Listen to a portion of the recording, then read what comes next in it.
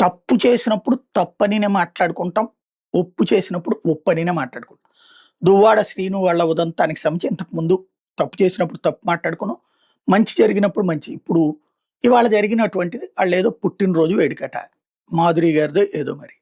వాస్తవంగా ఆళ్ళ వివాహ బంధం అది పక్కన పెడితే, నిన్న వాళ్ళు ఒక ఫార్మ్ హౌస్‌లో ఈ వేడుకలు ఒక 27 మందితో జరుపుకుంటే పోలీసులు వెళ్లి రైడ్ చేసి కేసు పెట్టారట. అక్కడ ఒక 10 మందు బాటిళ్ళు దొరికినాయట. ఎవరో పార్థసారథి అనే ఆయనకి సంబంధించినటువంటి ఫార్మ్ హౌస్ అట.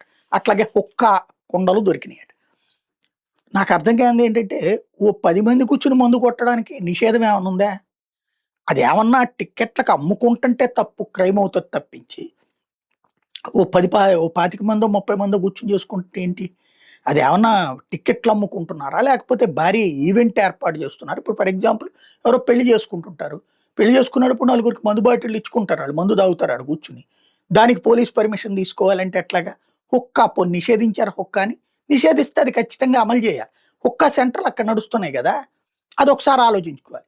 హుక్కాది గనక క్రైమ్ అయితే గనక ఖచ్చితంగా ఇది క్రైమే అవుతుంది. హుక్కా సెంటర్‌లను తీసేసారు లేదు. నాకు తెలిసైతే ఇదివరకు ఆ బంజారా హిల్స్ ఇట్లా హుక్కా సెంటర్‌లే ఉండేయి డైరెక్ట్‌గా. అదేంటో ఒకసారి క్రాస్ చెక్ చేసుకోవాలి. తర్వాత కేసీఆర్ వచ్చినప్పుడు తీసేశారని చెప్పారు. తర్వాత మళ్ళీ ఏమైనా కంటిన్యూ అవుతుందో తెలీదు. ఓవరాల్‌గా పండగ చేసుకుందాం అనుకున్నటువంటి వాళ్ళకి ఇబ్బందయింది. అయితే ఒక్కటి ఈ విషయంలో వాళ్ళ వ్యక్తిగత తప్పేమీ లేదు. వాళ్ళ ప్రవర్తనలో తప్పు గూడా లేదు. ఇవాల్టి రోజున ఇదేం గంజాయి గాదు. హుక్కాది డిఫరెంట్ యాస్పెక్ట్. ఆహ్, మందు గొట్టడము ఈ కామన్ అయిపోయినటువంటి రోజుల్లో దాని మీద అనవసరంగా పాపం వాళ్ళ దాన్నేమంటారు వేడుకలో ఒక రకమైనటువంటి ఈ వార్తలతో మరింత రచ్చ తప్పించి ఏమి లేదు. వ్యక్తిగత జీవితానికి సంబంధించినటువంటి అంశాన్ని రోడ్డుకి లాగినట్టయింది.